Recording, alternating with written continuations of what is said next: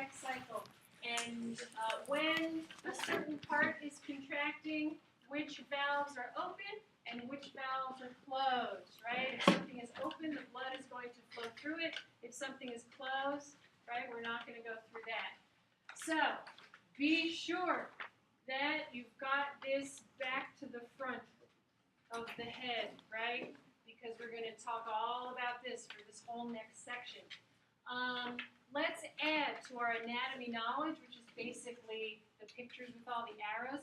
Let's add some words, right? Some of the words will be familiar from anatomy, and some of them are going to be new for physiology. So this is something you definitely want to memorize for the exam that will be 1 week from today, right? The heart exam within cardiovascular stuff. All right, words that we know from anatomy, I hope, would be systole and diastole. So systole was our contraction, sort of overall, and diastole was our relaxation of the heart overall. Within those two events, we're going to have some details, right? Some sub-events that we must know for physiology. Let's take a look at systole first. So systole is contraction, right? Let's see, they're showing us specifically ventricular contraction as systole. So let's for sure have that in our heads because that's true, right? Ventricular contraction.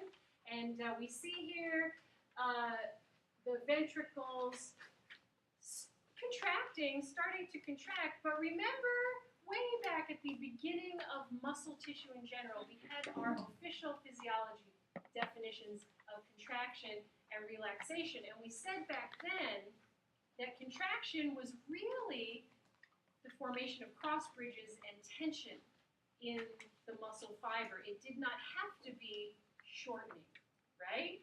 We did make that distinction for physiology. So that's going to hold true for cardiac muscle as well. Contraction is formation of cross bridges and creation of tension, but it does not necessarily have to be shortening yet. So here we see in our first part of systole, yeah, ventricular cardiac muscle cells contracting, meaning creating cross bridges and tension, but those muscle cells have not yet shortened. So that's what they're trying to show us here. They kind of make the ventricles looking kind of a little bit squishy or quivery or something like that here. And it's here that we actually see, because that dotted line, we see that, over here, the ventricular cardiac muscle cells have actually shortened. But over here, we're just creating the tension in the cells. Good? So in heart muscle, like in skeletal muscle, our distinction was, okay, let's pretend this was a heavier weight, and I had to contract the bicep muscle to hold it here. That was going to be the generation of tension, but not shortening, right? And then it's only when I go like this that the bicep muscle actually shortens. So this was for skeletal, the difference between these two items in skeletal muscle. The difference in cardiac muscle, yeah, we see this and we see this in the picture. Once we put this into context, because the heart is, this three-dimensional object that has these chambers that we're filling and emptying out and filling and emptying out. So here we see, of course, right before systole begins, we've filled the ventricles, right? So we've already filled the ventricles and we want to squeeze the blood out. So first, we have to generate the tension in the muscle cells, and then we're going to go ahead and shorten the muscle cells. At this moment, when we've just created the tension but we have not yet shortened, we actually have some dynamics happening in the heart just because we've got enclosed chambers. It's not just like this muscle, right, and we can just move it through space, right? And we've got fluid and all this stuff and valves and everything that we have to open and close. So we're going to have this moment here when muscles are contracting, they haven't shortened yet, and we've got all this blood in these chambers, and all of the vessels closed. And here they're telling us, right, at this moment, all of the valves are closed. All right, at that moment, because all the valves are closed, the blood isn't going anywhere, right? But we're generating some tension. We are building up pressure, right? Now we have to bring all that discussion of pressure into this conversation. Remember that discussion at the beginning? All right, so let's bring that discussion of fluid pressure in now a chamber, right, into this discussion. So we're building up pressure in these chambers. So far, so good. All right. This situation, we're going to give it a name. Here's the name, isovolumetric ventricular contraction. So we've got ventricular contraction. We have not shortened yet. We're building up pressure. And because the valves are closed and we're building up that pressure, the volume stays the same for this moment in time. The volume is the same. Make sense? We have not released any fluid out because the valves are still closed. So that's why volume is the same. ISO. Right? Does that make sense? All right, very good. We keep contracting, right? And we build up enough pressure in these chambers that pressure is going to overcome the pressure in our blood vessels exiting the heart, right? So these valves are going to open and allow that blood to flow from the area of higher pressure in the chambers to the area of lower pressure, which is in the blood vessels, right? We just overcame that pressure by building up pressure. Okay, so here they're telling us, in this situation, our aortic and pulmonary valves are open, blood is flowing through them, right? We see the arrows, and now the volume is changing, right? It's no longer isovolumetric because blood is leaving. Good. So we're going to give that situation a name, which is ventricular ejection. Ejection is, right? Like when you eject out of like, oh, the plane is crashing, and then the pilot ejects, right? So ventricular ejection, all the blood is leaving. Not all. Most of the blood is leaving the ventricles. Good? All right. So far, so good. Let's look at another vocabulary. So it's all vocabulary words, right? Here's another vocabulary word, stroke volume. Definition of stroke volume, you must know. Just know it cold. Volume of blood ejected during systole. It's this, right? These arrows. However much that is, in liters or milliliters. Good? Be sure you keep that. Okay, let's look at diastole. Diastole. So we're relaxing now. Specifically here, we're going to relax the ventricles, but everything's going to relax. All right. Let's see what we've got here. We've got here, ventricles relaxing. They're telling us valves closed, all valves closed. If we have all the valves closed, blood cannot enter in, right? Okay. Let's give that a name.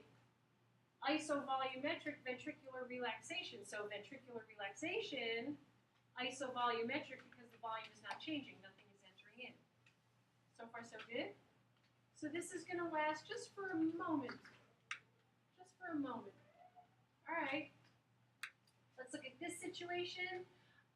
The ventricles will relax enough, and the pressure of the blood above the ventricles, meaning the atria, right, is going to overcome the ventricles, and these AV valves are going to open, and the blood is going to flow, right, from atria to ventricles.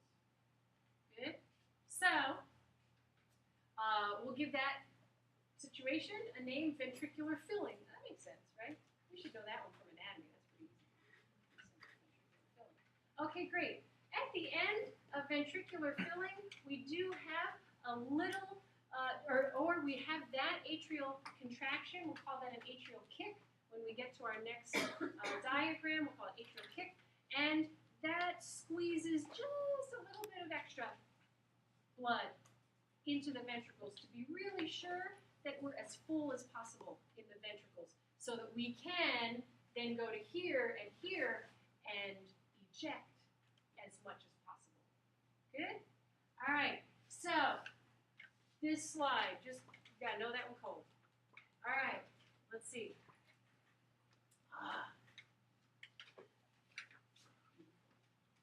You're going to become intimately very good friends with this diagram. I got a little bit cut off. This is called a Wiggers diagram. Wiggers diagram. First of all, you're going to know this for the exam on Tuesday and for the final, for sure. Both. I'm just telling you that flat out. That is beyond a hint. That is a fact. This is going to be on both of these exams in some form, right? So, know this diagram cold. The Wiggers diagram is probably the foundation of cardiology. If you know your Wiggers diagram, you know most of your cardiology, right? Right there. And you can figure out everything from here. Good? So when you go on to all other types of schools, if you've got this, when you get to the cardiac stuff, oh man, you're going to be a superstar, right? Because you can figure out everything from here. So, I'm actually not going to talk a lot at first about it. I'm going to play for you. I think I picked out this one. I listed here 2 YouTube videos. Both of them are excellent. They're each slightly different from each other. But I like both of them, so I wanted to include both. We're just going to look at one during class. Definitely look at both as you're studying, and just look at them over and over and over again, right? Both of these guys just explain, and it's super awesome to get that in your head. Be sure you get yourself to the point where you don't have to listen to those guys, right? And you can say it, right? If you guys have are partnering up, studying together, be sure you can say it to the other person, right? Cold. Good? And then you'll be in excellent shape, excellent shape. But just to set you guys up, and then I'm going to play it, and we'll let one of the guys talk. We see up here, and this is super standard. Wiggers diagram is so standard, like for all schools, not just here, not just basic physiology, but for everything. So we've got, I mean, sometimes they might not give you the heart diagram at the top. They might just say, okay, this part. But this gives you a little bit of everything. So here we've got, in visual picture format, what's happening in the heart, right? Here we've got, oh my god, a whole bunch of tracings.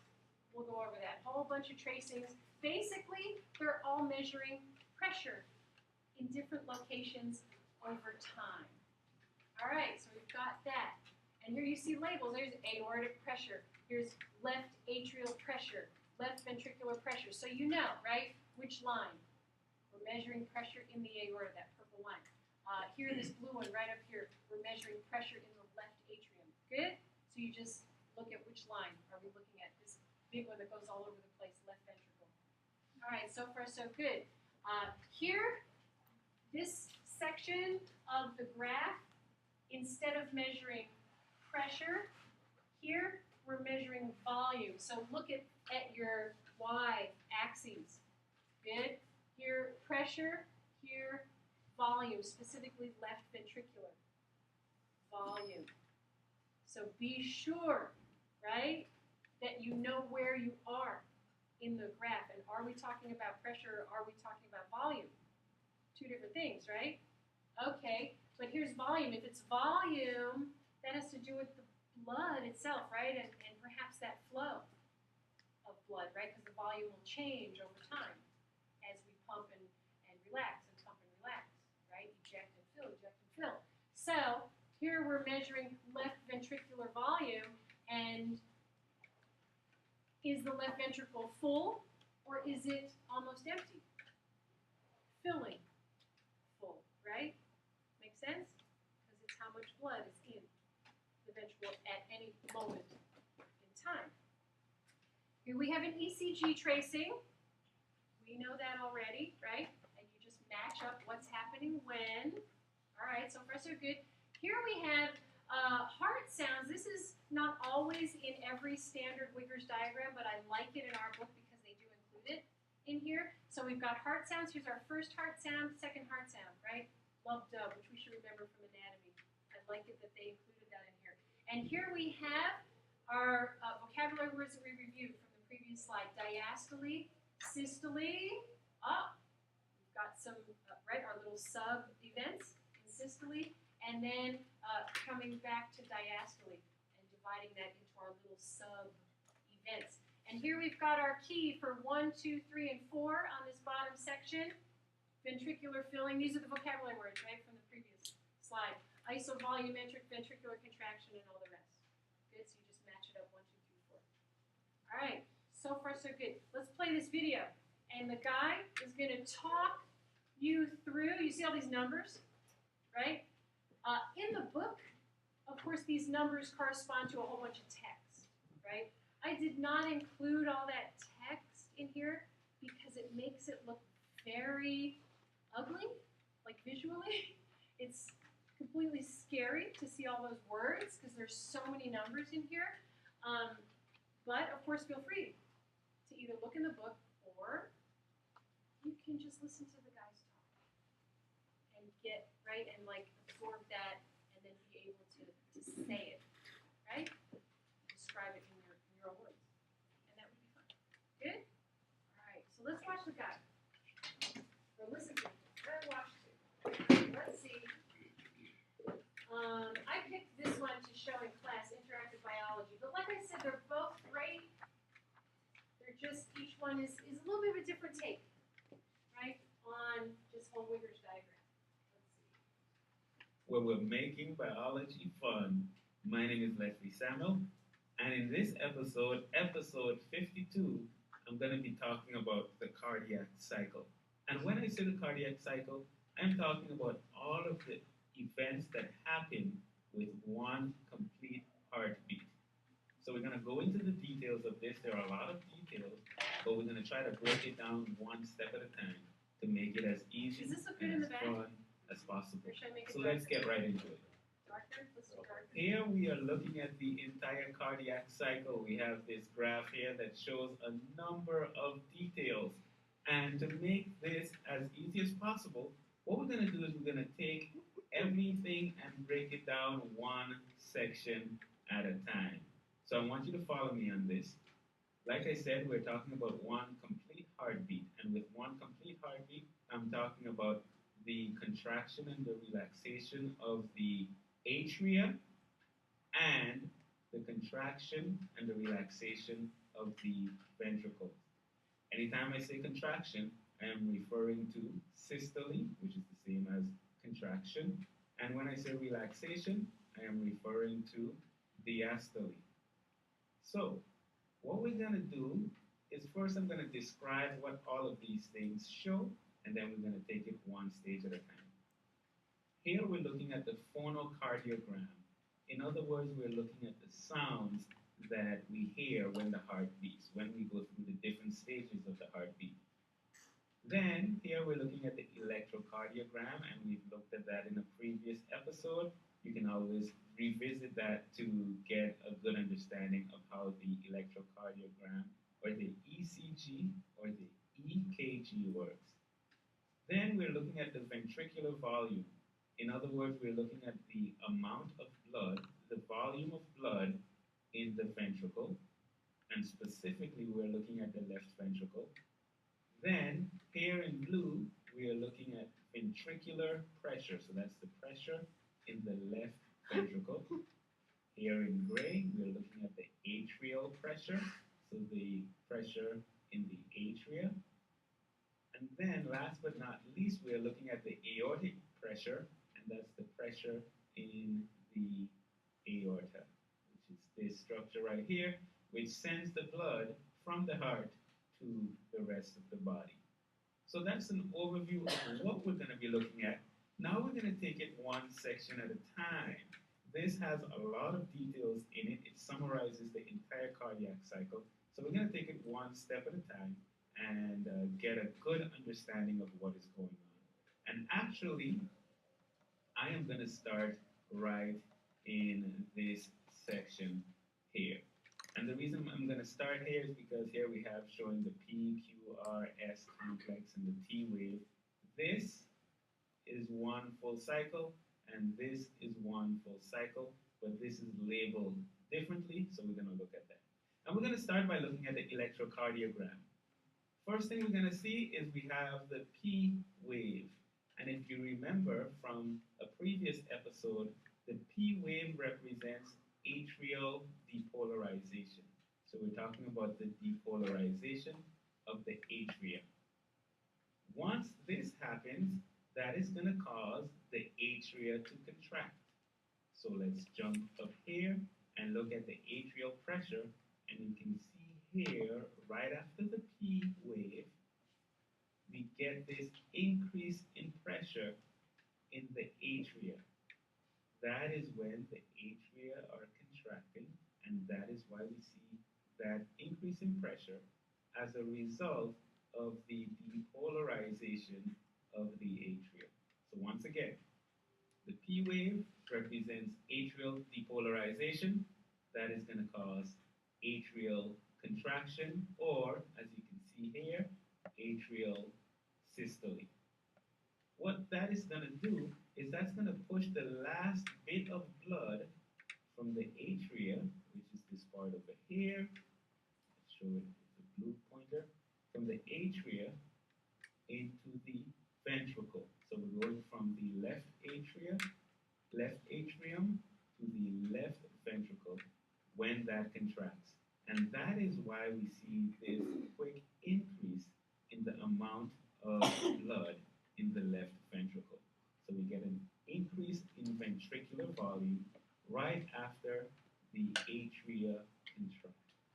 So we've described this section here, which is the atrial systole.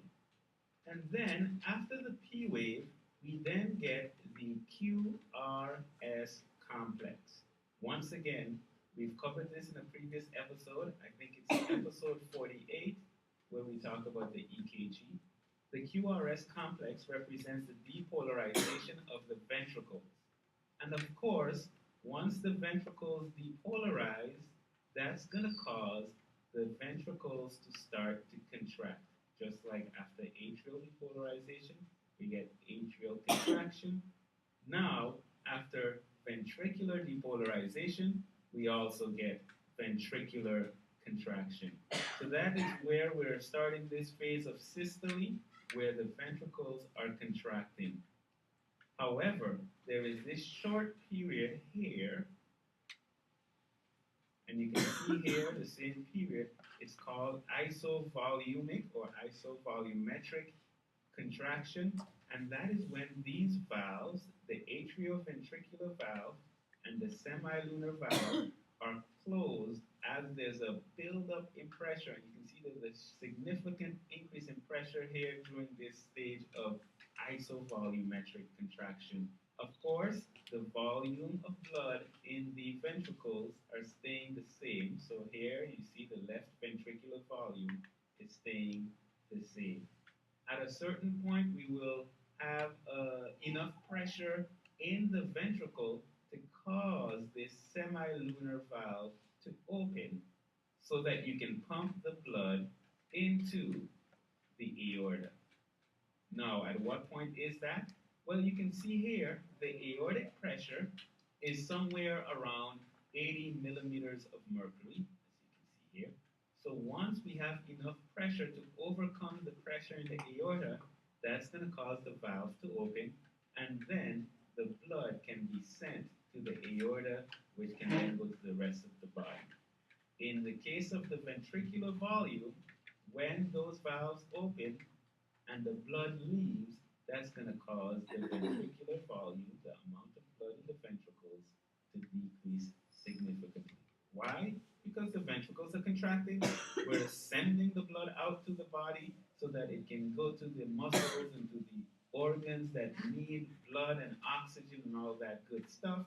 And that is a result of the ventricles contracting, so you can see the increase in pressure, the blood being ejected, so you can see the decrease in ventricular volume, And that happens right after the QRS complex, which is the depolarization of the ventricles. So thus far, we've looked at the P wave, atrial depolarization, causing atrial systole or atrial contraction. Then we've looked at the QRS complex, which then causes ventricular contraction, an increase in pressure. Here you have isovolumetric contraction where the valves are closed and no blood is exiting the ventricles. And then you have the semilunar valves opening when the pressure in the ventricles can overcome the amount of pressure in the aorta, and that causes ventricular ejection. You can see the term here, ejection. That means that the blood is being ejected from the ventricles, and you can see there's a significant decrease in ventricular volume. Then we have this T wave, which represents the repolarization of the ventricle. And when the ventricles repolarize, that's also going to cause the ventricles to relax. So you can see now the amount of pressure in the ventricle is going down significantly. And then at a certain point, we didn't talk about this in episode 51 where we spoke about isovolumetric contraction. The same thing is going to happen on the opposite end where we have isovolumetric relaxation.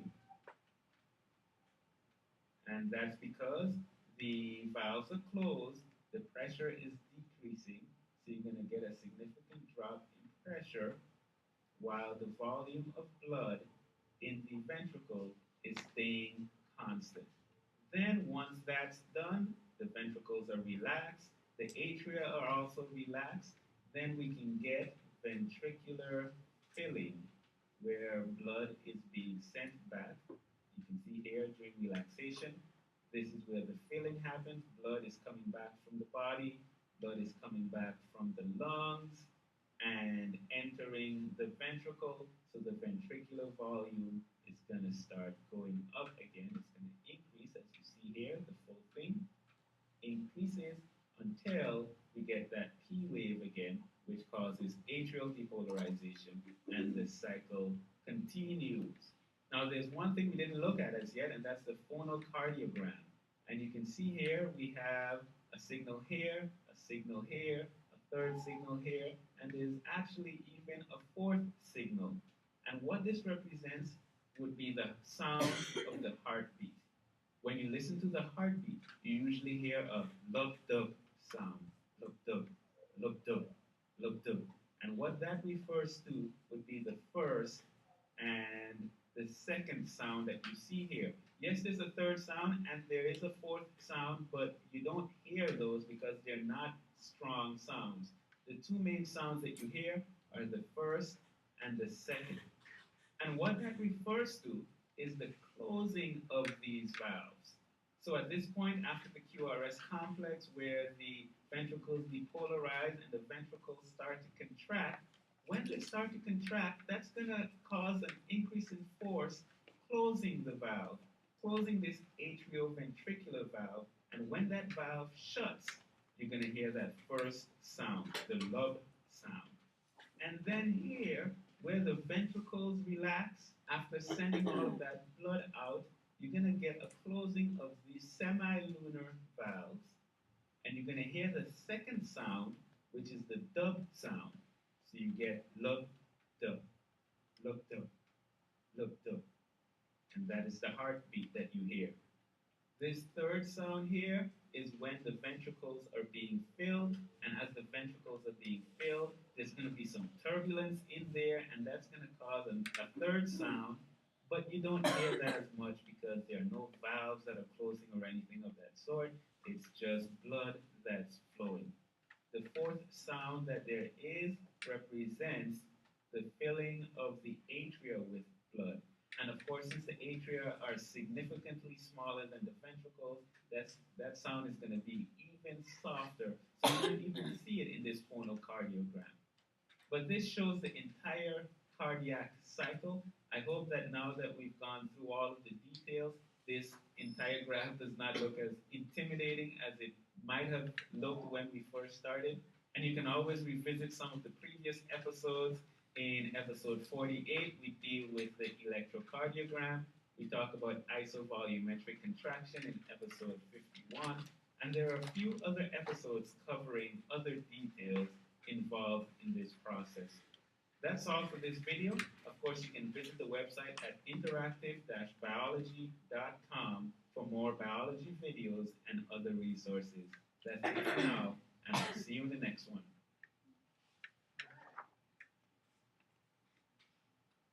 So, do you see, right, what he talked about? In his drawing, he had two cycles. Here we see one complete cycle. Make sense? All right, and then there is this other YouTube video. I think this guy, if I remember right, he's a cardiologist. And he actually taught, you can look at it on your own, but like while you're studying, and he goes through the same exact thing. He has a little bit of a different approach to it. He also probably has a little bit more detail in there. Just focus, but I still like his thing. But keep your focus on everything that has to do with our drawing. This is the one that you'll see on the exam. Obviously, this is the one from our book, right? And also on the final exam. Let's see. Also, I mean, the other thing, the second YouTube video, he actually spends more time on this tracing, the aortic pressure tracing, and that's why I included it, because he does go into more detail about that one. So be sure that you do look at, right? Look at that, because that is in there. So, did that basically, I don't expect you guys to have it because this is your first time seeing it, but does that basically make sense? Like how to kind of read this thing, right? This diagram. Good? All right, so that's what you're going to be working on, right, for the next week, is getting all those details in. Good? All right, so let's see. Kind of relating to the Wiggers diagram.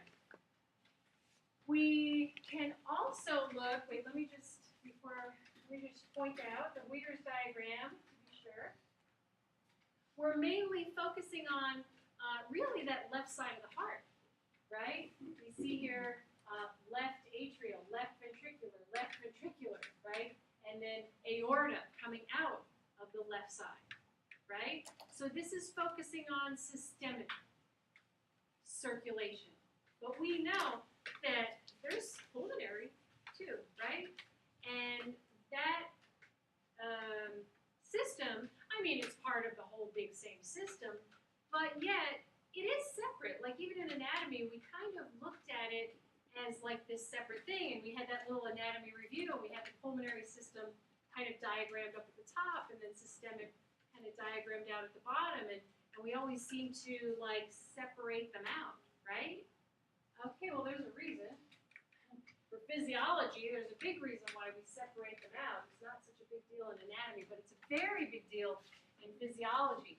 So here would be what you could perhaps add on to the Wiggers diagram, but it's just focusing on the pulmonary circuit, right? Let's take a look. Something that we would recognize right away would be these stages, right, in the cycle, right? We recognize 1, 2, 3, 4 in all of these, right? Filling and different contractions and all of that, right? Okay, so far so good. We recognize that, and then the lines coming down, and let's look at these tracings. We're measuring pressure, and here's time, but look at what we're looking at, right? Ventricle, the pressure, and pulmonary artery, the pressure in that artery. Okay, I don't know, I mean, this is kind of looking pretty similar, right? I don't know, we have a contraction, right, systole, and then the pressure goes up in those two items. I mean, it's kind of the same, but let's look at the numbers. Wow. So here's 0, here's 50. Oh, man, even at the highest. Oh, we're not even hitting 50, right? Let's look back at Wiggers. Look at these pressures that we're dealing with. You definitely want to know these numbers, right? Because they are going to factor into everything. Exam, final exam, applying this to all the vascular stuff and blood pressure, so our labs next week, plus like you go on, right, to other things. Nursing school, other schools, other schools. Oh my goodness, you're going to be measuring all this stuff. So let's go ahead and learn the numbers also. Here's 0, here's 50, here's 110, and here we're going above 110, right? Huh. We'll talk all about those numbers like crazy next week when we talk about blood pressure, right? Systemic arterial pressure. So we'll talk about that. But let's definitely take note for this heart exam. On the left side, we're dealing with much higher pressures than we are on the right side of the heart, right? The pulmonary circuit is a low pressure circuit. The systemic circuit is a much higher pressure circuit. Good? So here we go, just to see it one more time. We're dealing with much, much lower pressures here. All right, we will add more details to these ideas next week, right?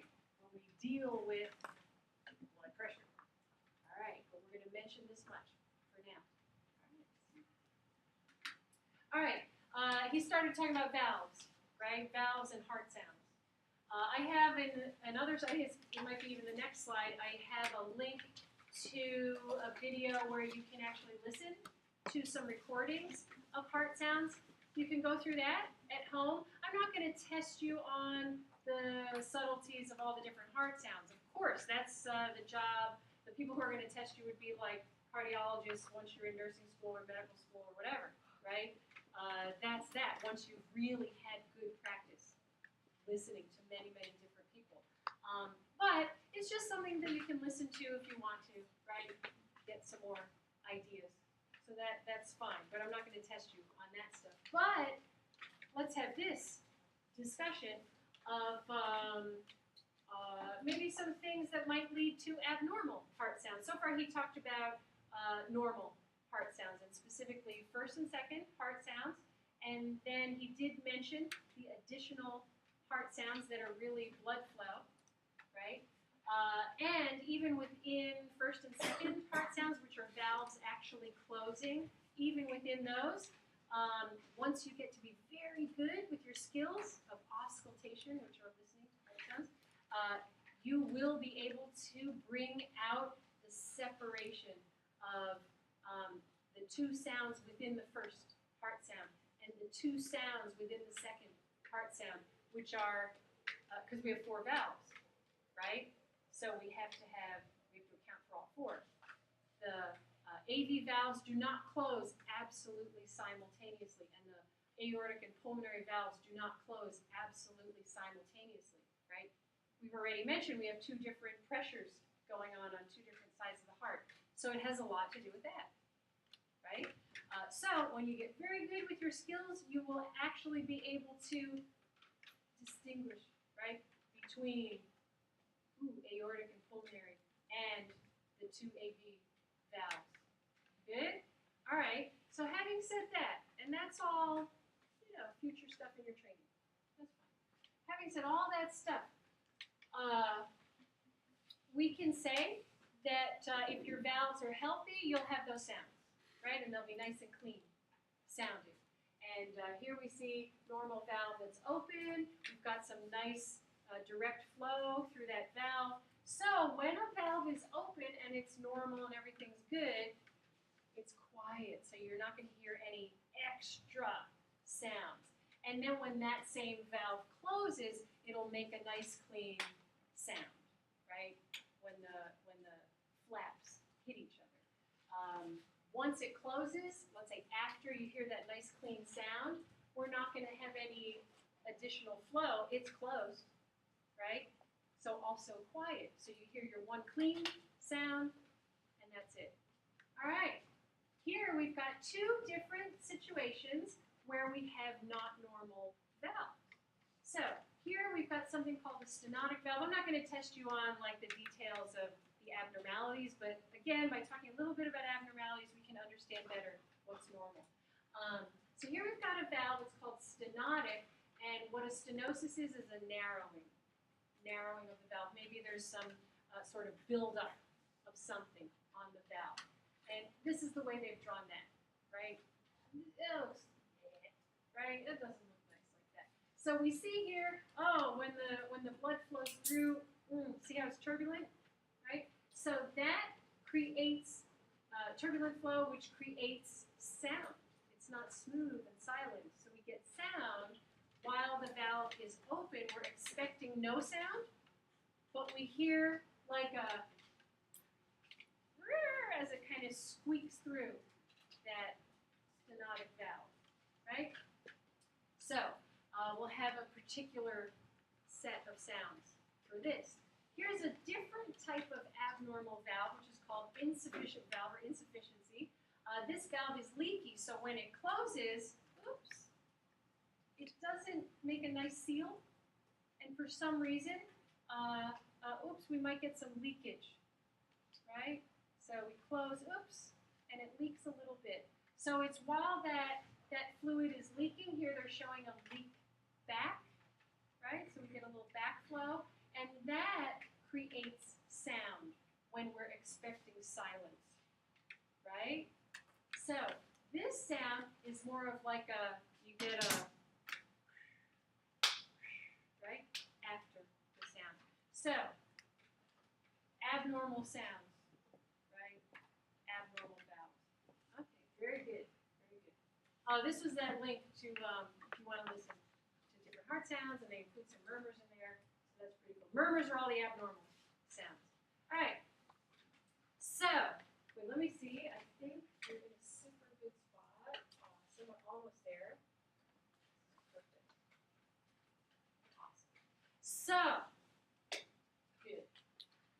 So far, we've talked about we did our intro on flow and like blood flow, blood pressure, and resistance. We had that little intro, and we talked all about electrical stuff in the heart, and we talked all about mechanical stuff in the heart. And we applied all of that to that Wigger's diagram so that we can see everything that happens in sequence. We can measure pressure in different locations, and we can measure volume in different locations. Good? All right, so we have all that stuff about the heart.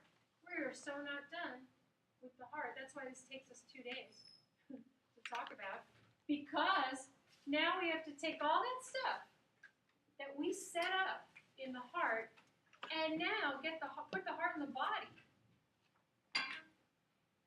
And talk about like stuff about the heart when it's working in the body. Still not getting to blood vessels. Like that's next week. All right, so this slide is going to set us up for the discussion of let's put the heart in the body, right? And let's take all this stuff. So what, right? What are we going to do with all this stuff? Electricity, mechanical stuff, Wiggers, whatever, right? Okay. This slide, no cold. I know a lot of these slides, I keep saying no cold, right?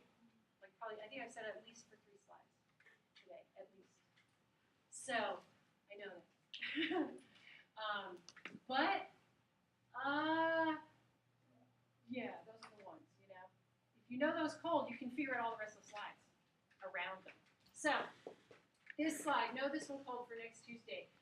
We've got something called cardiac output. I I mean, just like the name sort of says, cardiac output has to do with what is the heart putting out there, right? I mean, it's pumping blood, right? Let's measure that, right? Let's measure that. What the heart is putting out. Let's see. We're going to abbreviate cardiac output with a capital C, capital O, and let's have an official definition for that. So volume of blood the ventricles pump out over a unit of time, and here is our unit of measurement, liters per minute. Great. I think that's sensible, right, as far as the definition is concerned. Great. Okay, the thing about cardiac output is that it's dependent upon two things, two measurable things. Two measurable things. It's dependent upon heart rate. We know what heart rate is. We took our heart rate a zillion times, right? When we did our vitals lab. Okay, great. Beats per minute. We totally know that. Awesome. So that's one thing that cardiac output is dependent upon. Great. Here's the other thing that our cardiac output is dependent upon. SV. Have we not seen this vocabulary word before? Good thing I put it in, right? So that it's not too shocking now. When we see stroke volume in a mathematical equation. Good thing we said it before, right? All right, let's see. Let's remember stroke volume. Before, when we talked about it, we were saying, oh yeah, systole and the blood comes out, right? Amount of blood that came out, blah, blah, blah, stroke volume. Okay, here we're going to be just ever so slightly more specific, right, with our definition. Right, so let's see. Uh-oh. Ventricular, so far so good. End diastolic, I don't know, volume. Okay, what is end diastolic? So, because we have to be sure that we know what ventricular end diastolic volume is, because that's kind of a big term. Let's be sure we nail it, right? So we've got volume in the ventricle at the end of diastole, and we can picture what that is, what that moment is, right? End of diastole, volume in the ventricle. Are we full or empty? Full. Does everybody agree? Full? Okay, good. Be sure that you know. That should be boom, right? Super automatic. So ventricular and diastolic volume, we know what that is, minus ventricular and systolic volume. So what would be the end of systole? The end of the contraction, right? And at the end of the contraction, what have we done with that volume of blood? Right? We ejected it, right? So that's like the end of ventricular ejection, we could say, right? Okay. I have said that typically we don't eject every last drop of blood that we have accepted, right, into the ventricles. We'll have a little bit left over. So this is why the end diastolic volume minus end systolic volume is not like going to automatically be zero. Make sense? Because we're always going to have a little bit left over. Okay, so that's one thing. So, okay, whatever we did eject, there's our stroke volume, right? But now we're being extremely specific about what is that volume, right? We can do math, right? We can measure these two volumes and come up with a number, right? And we can use liters or milliliters, right? There. Okay. Super good. Let's see. You want to be sure. So now we've got a mathematical equation that we can come up with. We could say that cardiac output is the product, right? You multiply is the product of whatever's the heart rate and whatever's the stroke volume. Be sure that you match up. Because remember, we're using either liters or milliliters, and also cardiac output is going to be like liters per minute or milliliters per minute. Be sure that they're matching. That's the only thing you want to be sure of. But we have this mathematical equation. Be absolutely sure that you have this mathematical equation. It is going to be so seared into your head, right? Not only for Tuesday, but also for the final. We are going to use this equation over and over and over again in this chapter, and we'll see it again in at least 2 other chapters. Oh, brother, so this equation, right? Branded, right? Awesome. Let's see, let's just look at some numbers. All right, as always, average person, average adult, blah, blah, blah, all that stuff. 70, right? Some people 60, up to 80, right? We'll still say that's normal, so 70, put it in the middle. Beats per minute. Cardiac output, okay, if we were to measure again at rest, it's going to be about 70 milliliters. And we multiply, we've got it in milliliters. To make it a prettier number, we'll convert it to liters, that's all we're doing. Right, so you're moving the decimal point over, right? 4.9 liters per minute. You know what, we can make it 5, it's okay. Right? Clean. Because this is average, right? So of course everybody's going to be slightly different. So we can say for the average adult, blah, blah, blah, at rest, 5 liters per minute is going to be our cardiac output. We already know some other numbers. Remember that average blood volume that we saw? That was like slide number, whatever it was, 1, I think. Right? Male and female, yeah, a little bit more for the males, a little bit less for the females, but if we kind of take both and everybody's average, right, it was 5-ish, right? More or less. That's the same, right?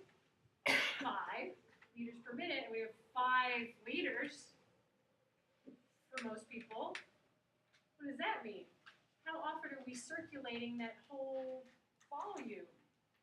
How often? We've got 5 liters and we're circulating at a rate of 5 liters per minute. Are we circulating all of our blood? About all of it every minute? Awesome, right? That's amazing, isn't it? 5 liters. I should bring like 5-liter bottles, right? So that we could, I should do that. Like, so we could see, like, have a visual aid, like, in a minute. It's amazing. That's just at rest. And then you go exercise, forget it, right? We could change it from there. We'll talk all about that. That's going to be, like, later discussions, forever. Later discussions, right? All right, so, super important. So you want to remember this, and this, okay, this is how we got to this. This is what I want you to remember, right? That whole blood volume every minute is going to be circulated. Good? That other stuff is how we got there. All right. So far, so good. I think that sets us up really well. Double check. Oh, yeah. We were saving that for Thursday. Let's see. Let's see. Let me review the schedule. Oh, I want to tell you one thing before we break for today, since we're just a little, but we're still going to get out early. But this has to do with the schedule. Okay, today we did like kind of the first half of the heart stuff, or more than that, maybe 2/3. And then Thursday, no exam. We're going to continue with the heart. Good? And kind of control it and do play with the elements of cardiac output. All right, so we're going to do that on Thursday. We will not have the ECG lab. We're going to push that to next week. So just be aware of that. Next week we'll come in on Tuesday and take our heart exam. 10 minutes, 10 questions. It's all of this week's material, right? We'll continue with lecture, talk about blood vessels, and then pressure stuff, like blood pressure basically. And we'll also do a little blood pressure lab. So we've got that. No exam on Thursday, and then the following Tuesday, and then the following Thursday, we'll have some more exams on all the stuff from next week. All right, so far so good. I want to take just a brief fast forward to the week after Thanksgiving, because this is something that we're going to have to start thinking about setting up, right? And I think we should like nail it down kind of sometime in the next, I would say by next week. I think, we'll see. But let's look at the week after Thanksgiving, which is the first week in December. So we're almost at the end of the course, right? Amazing. I can't believe we're talking about this. But I have blocked out endocrine chapter. However, instead of lecturing, I have group presentations. Everybody who's had me for anatomy knows that you guys did group presentations for anatomy. They were awesome. And I hope that you guys remember them as fun experiences. I know you like nuts. I should show footage of yours. It was pretty good. But we always have fun during group presentation week. So, for the first time in physiology, I finally figured out how we can have group presentations in physiology. Because last year, I taught the course twice, and I didn't have group presentations. I couldn't figure out where am I going to put them in, And by the time I finished teaching the second semester, I was really missing them. I was like, oh, it was a bummer, you know? So I really thought it out over the summer, and I figured endocrine, because we've got different, right? All these different organs and different things happening, and maybe each group can take, right, a different organ. So what I am almost done creating is this document. This is not uploaded yet because I just have to finish the last little section, but I'll try to get this up like, I don't know, next week or the week after, something like that. But we're going to have a little document that has guidelines for the presentations, and let's just fly through, because maybe you guys can start a little bit thinking about who you might want to work with. We're going to keep the groups really small because the presentations are going to be much shorter than what we've done in anatomy. For anatomy, we had groups of like 4, 5, 6 people. Sometimes we went less, and they would be big, like 20-minute presentations or more. For this, we're going to keep the groups down to like 2 or 3 people, and we'll keep the presentations down to about 10 minutes in there. I did that because like you're so swamped with other stuff. I want to try to keep it simple. It's much easier to coordinate with one other person than with like 4 other people. So we're going to keep them smaller groups, shorter presentations, and hopefully that'll simplify things for you guys. Good? I'll definitely give you guys a good month to get them done, right? And I'll definitely have probably the session before Thanksgiving break is like going to be a work day of like, you know, work on your presentations. Good? Just to fly through so you can start thinking of who do you want to work with and what might you want to do for a topic. Endocrine system, right? So we're going to have pineal gland. We'll just fly through and then we'll be done. Pineal gland, we'll talk more next week. Hypothalamus and pituitary gland. What was that? Oh, that was in general. No, posterior, sorry about that. And then hypothalamus, anterior, pituitary, those are 2 separate topics. Thyroid, adrenal cortex, as opposed to medulla, right? We've got growth hormone, insulin and glucagon, parathyroids, prolactin, we'll focus on anterior stuff. And then we're going to have some reproductive stuff. I still have to work out the details of all the reproductive stuff. But we've got a whole bunch of topics to choose from.